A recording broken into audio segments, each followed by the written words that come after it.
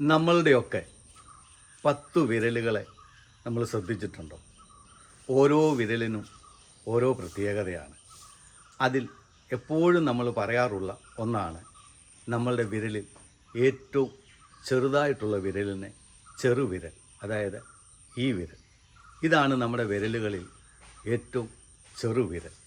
എന്നാൽ ഈ ചെറുവിരലാണ് പലപ്പോഴും അനേക സ്ഥലങ്ങളിൽ നമ്മളെ മുന്നിൽ നിർത്തുന്നതും പല സ്ഥലങ്ങളിലും നമുക്ക് അഭിമാനം നേടിത്തരുന്നത്. നമ്മൾ ദൈവസന്നിധിയിൽ പ്രാർത്ഥിക്കുന്ന സമയം നമ്മൾ എങ്ങനെയാണ് കരങ്ങൾ പിടിക്കുന്നത്? ഇങ്ങനെയല്ലേ? അപ്പോൾ നമ്മുടെ ചെറുവിരൽ ഏറ്റവും മുൻപിലല്ലേ നിൽക്കുന്നത്? നമ്മൾ ഒരാൾക്ക് നമസ്കാരം പറയുകയും സ്തുതികൾ അർപ്പിക്കുകയും ചെയ്യുമ്പോഴും നമ്മുടെ വിരലുകളെ നമ്മൾ ഇങ്ങനെയല്ലേ പിടിക്കുന്നത്? അപ്പോഴും ചെറുവിരൽ എവിടെയാണ് നിൽക്കുന്നത്? ഏറ്റവും മുൻപിൽ.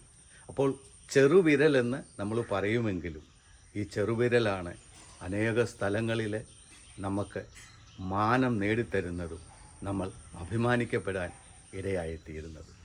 ഇതുപോലെയാണ് നമ്മൾ 0 എന്ന് പറയുന്ന ആ അക്കത്തെ ഒന്ന് എടുത്തു നോക്കിക്കുക. 1 മുതൽ 9 വരെയുള്ള അക്കങ്ങളിൽ അതിനെ വലുപ്പം കൂട്ടിക്കൊണ്ടുപോകുന്ന ഓരോ പൂജ്യങ്ങളാണ്. ഓരോ പൂജ്യം ഓരോ അക്കത്തിനോട് ചേർന്ന് നിൽക്കുമ്പോൾ ആ അക്കത്തിൻ്റെ മൂല്യം കൂടി വന്നുകൊണ്ടേയിരിക്കും. സ്നേഹമുള്ളവരെ, പലപ്പോഴും നമ്മുടെ ജീവിതത്തിൽ നമ്മൾ പലതിനെയും ചെറുതായി കാണാറുണ്ട്. നമ്മൾ ചെറുതായി കാണുന്ന പലതുമാണ് പലപ്പോഴും മുൻപന്തിയിൽ നമ്മളെ കൊണ്ടെത്തിക്കുന്നതും നമ്മളെ സഹായിക്കുന്നതും. നമ്മൾ തഴഞ്ഞു കളയുന്നവരും നമ്മൾ വേണ്ടാന്ന് വെക്കുന്നവരും നമ്മൾ വലിയ വില കൽപ്പിക്കാത്തവരുമല്ലേ ചിലപ്പോൾ ഒരുപക്ഷെ നമ്മുടെ ജീവിതത്തിൽ വലിയ പ്രാധാന്യമുള്ളവരായിത്തീരുന്നത്.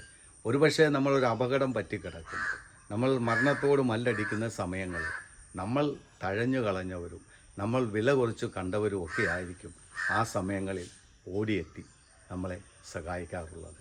അതുകൊണ്ട് ജീവിതത്തിൽ ഒന്നിനെയും നമ്മൾ വില കുറച്ച് കാണരുത്. നമ്മൾ വില കുറച്ച് കാണുന്നതൊക്കെയും ദൈവസന്നിധിയിൽ ഏറ്റവും വിലയുള്ളതായി മാറാറുണ്ട്. അതുതന്നെയാണ് ക്രിസ്തു ഒരു വിധവയുടെ ചില്ലിക്കാശിന് വലിയ മൂല്യമുള്ളതായി നമുക്ക് ഓർമ്മപ്പെടുത്തി തരുന്നത്. അതുകൊണ്ടാണ് മുൻപന്മാർ പിൻപന്മാരും പിൻപന്മാർ മുൻപന്മാരുമാകുമെന്നുള്ള ഉപമയും നമ്മളെ ഓർമ്മപ്പെടുത്തുന്നത്. അതുകൊണ്ട് ജീവിതത്തിൽ നമ്മൾ ഒരിക്കലും ഒന്നിനെ ചെറുതായി കാണാതിരിക്കുക. കാരണം നമ്മൾ ചെറുതായി കാണുന്ന പലതും നമ്മുടെ ജീവിതത്തിൽ പിന്നീട് മൂല്യമുള്ളതായി തീരുമെന്ന് പല അനുഭവങ്ങളും നമ്മളെ പഠിപ്പിക്കുന്നില്ലേ? ദൈവം നിങ്ങളെ അനുഗ്രഹിക്കട്ടെ.